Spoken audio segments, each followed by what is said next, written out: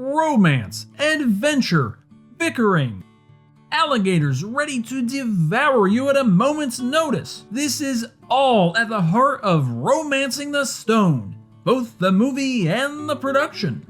Oh, God damn it, what a ride, huh?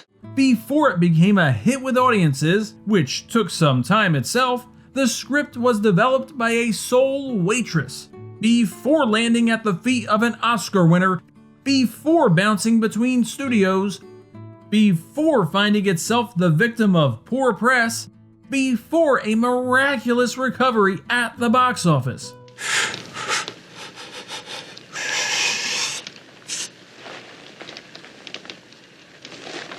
With additional stories of mended feuds, career skyrocketing, and tragic deaths, it reads like something out of a book. Not those trashy paperbacks, but almost something even more unbelievable. The making of Romancing the Stone. So let's find out what the happened to this movie.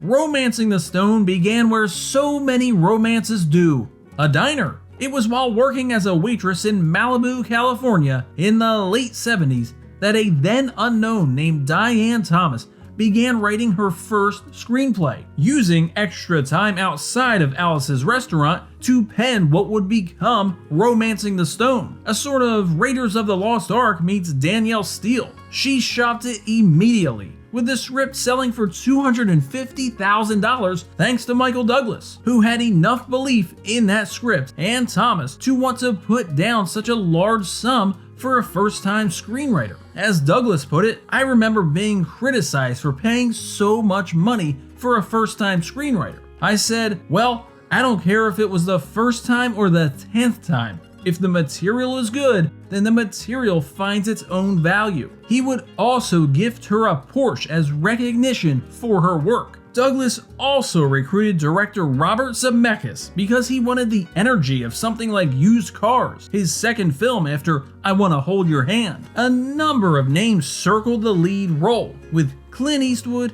Paul Newman, Jack Nicholson, and Christopher Reeve all considered. Even closer than any of them was Sylvester Stallone, who opted to do Rhinestone instead.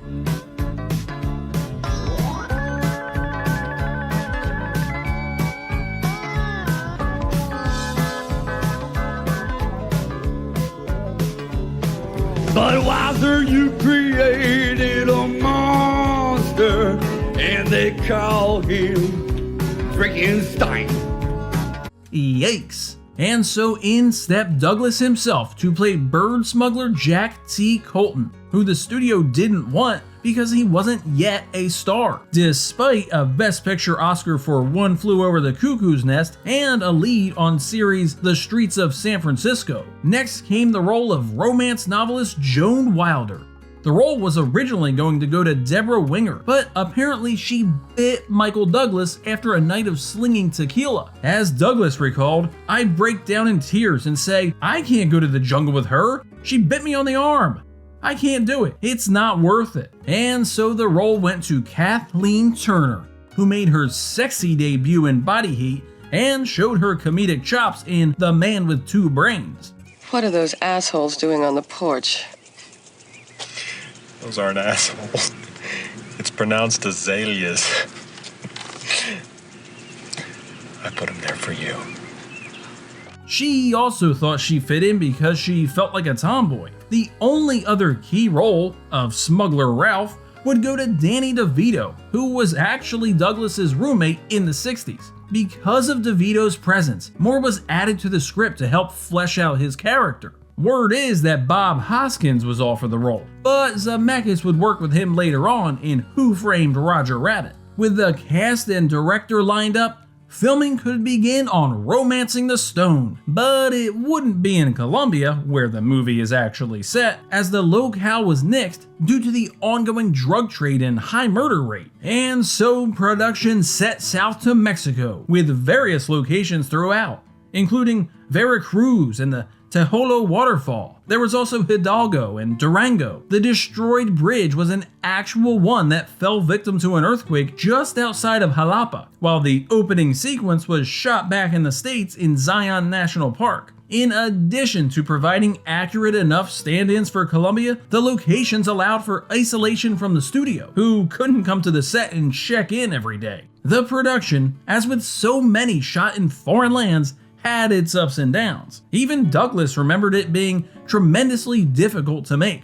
The cast and crew were hit with extreme rain and mudslides, one of which left Turner with countless stitches. Douglas too had a run-in with nature when he was struck by an alligator's tail. Thankfully, the creature did have its jaws wired shut. This alligator attacked a trainer as well, taking him underwater by his hand. Thankfully, his hand was saved after a hospital visit, and don't worry, his Rolex was also rescued. Zemeckis had plenty of his own issues with the terrain as well, saying it was very, very tough. When the movie was over, I said to my agent who gave me the script, if another script ever comes across your desk that has a slug line in it that says exterior, jungle, night, rain, never send it to me. He would clash with Kathleen Turner as well. With the actress recalling of her director, I remember terrible arguments doing romancing. He's a film school grad, fascinated by cameras and effects. I never felt that he knew what I was having to do to adjust my acting to some of his damn cameras. Sometimes he'd put you in ridiculous postures. I'd say, "This is not helping me. This is not the way I like to work, thank you." Turner and Zemeckis mended their strife a few years later when the director cast her in Who Framed Roger Rabbit, voicing the sultry Jessica Rabbit. Turner would have far better chemistry with Douglas, with rumors spreading that their romance may have spilled off screen as well. As production neared its end, Zemeckis hired Alan Silvestri to record a temporary score, but Zemeckis loved his work so much that he kept it, marking the duo's first pairing, and they've worked together on every one of Zemeckis' films since. It was now time for a test screening with the studio, particularly a crowd mostly made up of execs.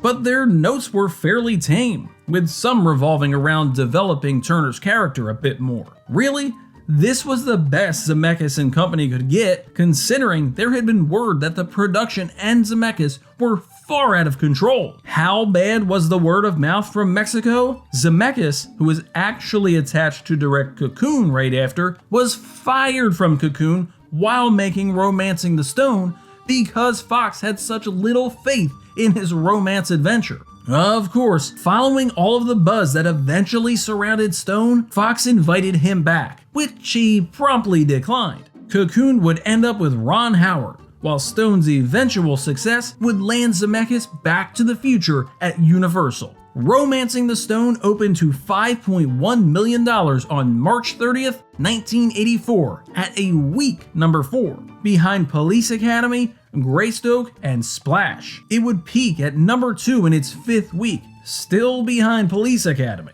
But not unlike Turner, it would prove to have some serious legs, taking in $76.6 million during its domestic run and a total worldwide haul of $115 million. That made it the 10th highest grossing movie of the year domestically, trailing fare like Beverly Hills Cop, Star Trek III, and Terms of Endearment. It was also the 5th highest grossing worldwide release of '84, not including IMAX's Grand Canyon short, behind Gremlins, Ghostbusters, Beverly Hills Cop, and that year's top earner, Temple of Doom. It would go on to be nominated for the Best Editing Oscar, while Kathleen Turner took home the Golden Globe for Best Actress, Musical or Comedy. Turner was also a LAFCA winner. It also took home Best Motion Picture, Musical or Comedy, beating out major players like Beverly Hills Cop, Ghostbusters, and Splash, and whatever the hell Mickey and Maude is. Diane Thomas, meanwhile, earned a Writers Guild of America nomination for what would be her only published screenplay.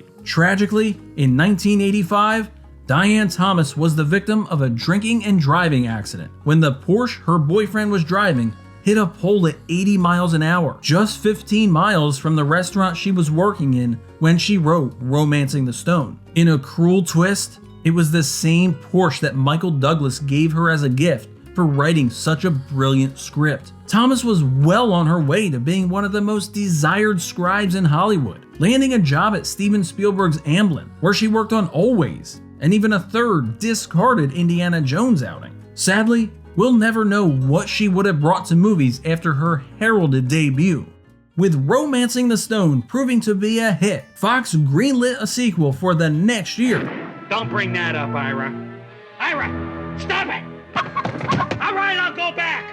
Jewel of the Nile, but a gem it was not. The budget doubled, Zemeckis stepped aside for Cujo's Louis Teague, and Diane Thomas only did doctoring on the script. And Kathleen Turner hated this, saying of the script, what had happened was that Romancing was so successful that Diane, who wrote the original script, evidently asked Michael for what he felt was a ridiculous sum to work on the sequel. So instead, he went with these two guys, and what they came up with was terrible, formulaic, sentimental.